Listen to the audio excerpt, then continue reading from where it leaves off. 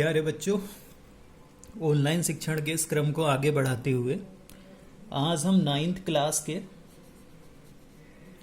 8th chapter के बारे में पढ़ेंगे, जिसमें से हम आज हल करेंगे क्वेश्चन नंबर 5।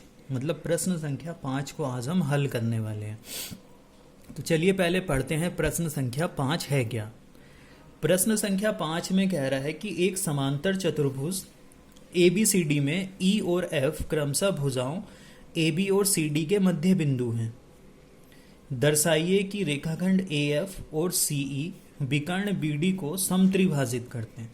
मतलब ये एक समांतर चतुर्भुज है ABCD, इसकी भुजा AB का मध्य बिंदु है F और इस CD या DC का मध्य बिंदु AB का मध्य बिंदु है E, CD या DC का मध्य बिंदु है F। CE और AF को मिलाया गया है, C से E को मिलाया, A से F को मिलाया, तो इन्होंने इस विकर्ण को 3 बराबर हिस्सों में बांटा। हमें ये बताना है। तो बच्चों हमने इस बिंदु को नाम दे दिया P और इसे नाम दे दिया Q। मतलब ये बताना है DP बराबर PQ बराबर QB। तो चलिए सबसे पहले लिखते हैं दिया है। जो भी बात हमें दी गई है वो हमने लिख लिया है। क्या लिखा सबसे पहले? समांतर चतुर्भुज ABCD में E भुजा AB का मध्य बिंदु है, ये है E AB का मध्य बिंदु। DC भुजा का मध्य बिंदु F है, इस DC भुजा का मध्य बिंदु क्या है? F। AF तथा CE, ये AF हो गया, ये CE हो गया। विकर्ण BD को बिंदु P तथा Q पर काटते हैं। इसने इसको P पे काटा, यहाँ Q पे काटा। हमें सिद्ध करना है कि AF तथा CE विकर्ण BD को समत्रिभाजित करते हैं। मतलब 3 बराबर भागों में बांटते हैं। DP बराबर PQ बराबर BQ। अब आगे इसको और हल करते हैं बच्चों, इसकी उत्पत्ति करते हैं। ABCD एक समांतर चतुर्भुज है। AB समांतर CD, मतलब ये भुजा AB जो है इस CD के समांतर है और जो AB है वो CD के बराबर है। और हमने लिखा AB तथा CD पर स्थित बिंदु E तथा F हैं। AB पर E है, CD पर F है। तो बच्चों जब पूरी AB समांतर है तो AE भी समांतर होगी, पूरी CD समांतर है तो CF भी समांतर होगी। इसलिए हमने लिखा AE समांतर CF और इसको लिखा समीकरण नंबर 1। चूंकि बच्चों ये समांतर चतुर्भुज है तो सम्मुख भुजाएं भी बराबर होंगी। जितनी भुजा AB होगी उतनी ही भुजा CD होगी। चूंकि AB बराबर होगा CD, अगर हम आधी AB की बात करें तो वो आधी CD के बराबर होगी। आधी AB को हमने लिया है AE और आधी CD को लिया है FC।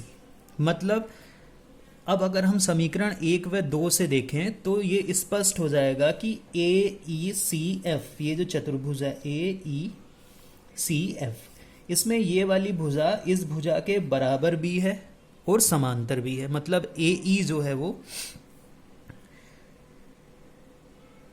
FC के बराबर भी होगी और समांतर भी होगी।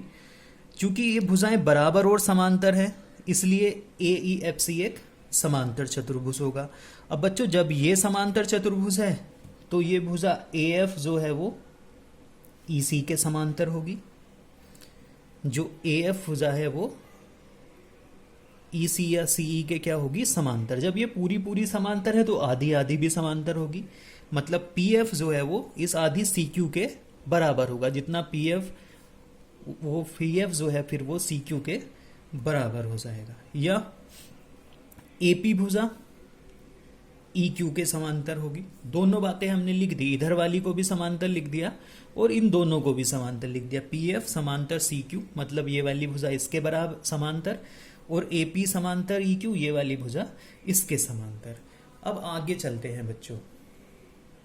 अब हम आगे देखते हैं त्रिभुज DQC में। इस त्रिभुज में DQC, इसमें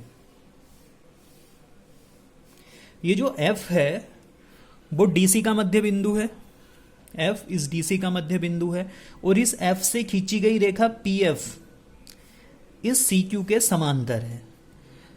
फिर से बता देता हूं, ये त्रिभुज है DQC, इसमें F जो है वो DC का मध्य बिंदु है और F से खींची गई रेखा PE इस QC के या CQ के समांतर है। यही लिखा है मैंने, FP समांतर QC। अब हम यहाँ जानते ही हैं मध्य बिंदु प्रमेय की विपरीत प्रमेय को। त्रिभुज में एक भुजा के मध्य बिंदु से खींची गई रेखा, नाम है उसका पीई, दूसरी भुजा सी क्यू के समांतर हो तो वह तीसरी भुजा को समद्विभाजित करती है।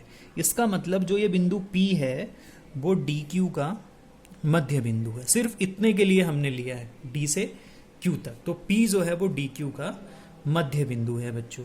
इसी प्रकार अब हम लेंगे त्रिभुज ए बी पी, ये नीचे वाला त्रिभुज ए बी पी ये वाला।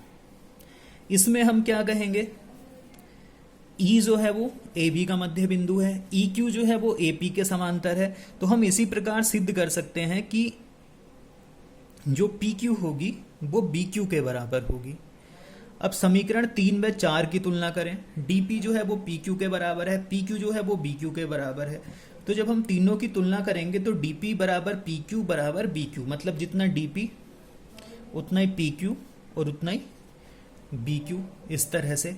अब चूंकि ये तीनों बराबर हैं तो हम कह देंगे AF तथा CE विकर्ण BD को समत्रिभाजित करते हैं। अब बच्चों आगे देखते हैं प्रश्न संख्या 6। बच्चों प्रश्न संख्या 6 में कह रहा है कि सिद्ध करो कि किसी चतुर्भुज की सम्मुख भुजाओं के मध्य बिंदु को मिलाने वाले रेखाखंड परस्पर समद्विभाजित करते हैं।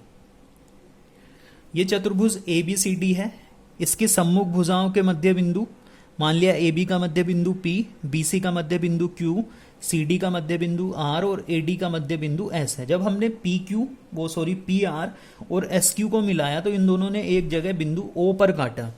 तो हमें यह बताना है कि ये जो मध्य बिंदुओं को मिलाने वाले रेखाखंड हैं ये एक दूसरे को समद्विभाजित करते हैं, मतलब OP बराबर OR होगा और OS बराबर OQ होगा। तो बच्चों सबसे पहले हम लिखते हैं दिया है में हमने लिखा है ABCD एक चतुर्भुज है जिसकी भुजाओं AB, BC, CD तथा DA के मध्य बिंदु क्रमशः PQR तथा S हैं। अब हमें सिद्ध करना है। सिद्ध करना क्या है? सिद्ध ये करना था कि PR तथा SQ समद्विभाजित करते हैं। ये PR और ये SQ एक दूसरे को समद्विभाजित करते हैं, हमें ये सिद्ध करना था। मतलब मैं यहाँ लिख देता हूँ OP बराबर OR और OS बराबर OQ। अब बच्चों हम इसकी उत्पत्ति करते हैं। सबसे पहले हम लेते हैं त्रिभुज ABC में AB का मध्य बिंदु P, BC का मध्य बिंदु Q और हमने इसके विकर्ण AC को भी मिला रखा है। बच्चों त्रिभुज की दो भुजाओं के मध्य बिंदु को मिलाने वाला रेखाखंड तीसरी भुजा के समांतर होता है, वही लिखा है मैंने।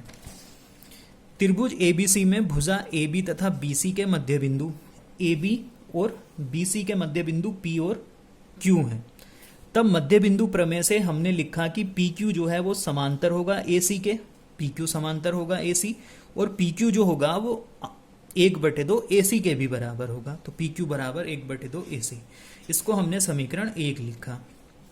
अब हमने लिया नीचे वाला त्रिभुज DCA या ADC, कुछ भी कह सकते हैं ऐसे, DCA या ADC। इसमें AD का मध्य बिंदु S, CD का मध्य बिंदु R, तो ये रेखा इसके समांतर भी होगी और इसके लंबाई में आधी।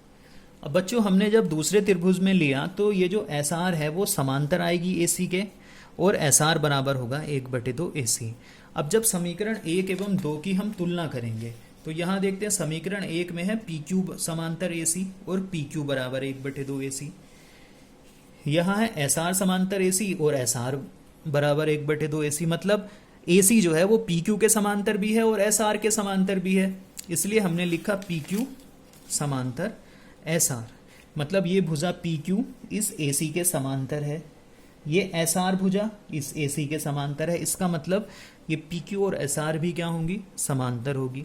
ये PQ 1/2 AC के बराबर है, SR भी 1/2 AC के बराबर है। इसका मतलब PQ और SR भी क्या होंगी? बराबर होंगी।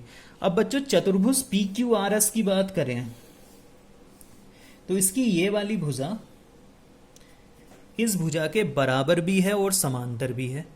चतुर्भुज PQRS में सम्मुख भुजाएं PQ और SR बराबर तथा समांतर हैं, इसलिए PQRS जो है वो एक समांतर चतुर्भुज होगा। मतलब ये जो हमने PQRS लिखा है ये है एक समांतर चतुर्भुज। और इसके विकर्ण क्या है? इसके विकर्ण है PR और SQ। इसके विकर्ण क्या है बच्चों? PR और SQ। ये इसके विकर्ण हो गए। और हमें पता है कि समांतर चतुर्भुज के विकर्ण जो होते हैं ना वो एक दूसरे को समद्विभाजित करते हैं। मतलब जितना OP होगा उतना ही OR होगा, उतना ही OS होगा, उतना ही OQ होगा। OP बराबर OR होगा, OS बराबर OQ होगा। चूंकि विकर्ण समांतर चतुर्भुज के एक दूसरे को समद्विभाजित करते हैं इसलिए हमने लिख दिया, अतः चतुर्भुज की भुजाओं में सम्मुख भुजाओं को मिलाने वाले रेखाखंड परस्पर समद्विभाजित करते हैं। चतुर्भुज की भुजाओं के मध्य बिंदु